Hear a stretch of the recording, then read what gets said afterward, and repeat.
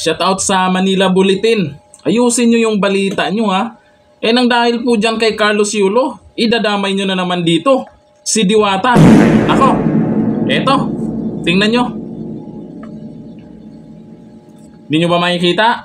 Sumpa natin. Yan. Diwata, Paris. Yan, kasama na po dyan sa nag-offer kay Carlos Yulo. Naku, may mga mag-iiyakan na naman dito. May hinahanap po kasi ako dyan. Dahil po, nasaan yung okay ka Paris ko? Nasaan? Ba't wala dyan? Di ba yung okay ka Paris ko, yun yung parisan ng isang trilyonaryo. Sana. At para sa lahat yun, libreng parisan, pantapat kay Diwata. Bakit wala dyan? Bakit hindi nyo sinama dyan? Trilyonaryo yun.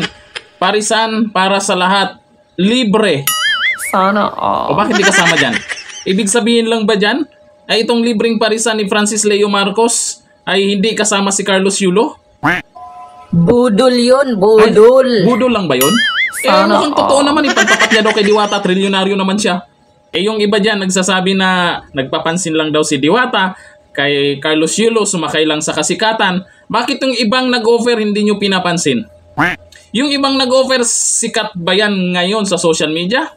Alam naman natin, si Diwata ngayon ang pinag-uusapan sa social media. Hindi nyo matanggap na siya po ay talagang sikat ngayon.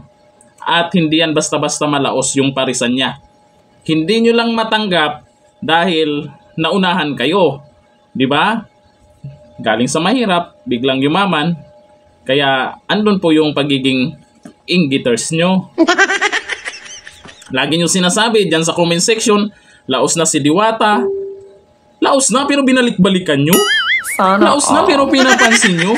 Yung ibang nag-offer hindi nyo pinapansin. Yun ang sabihin yung laos na, yung walang pumapansin. Yan lagi nyo pinapansin. Laos ba ang tawag dyan? Baka kayo yung laos na.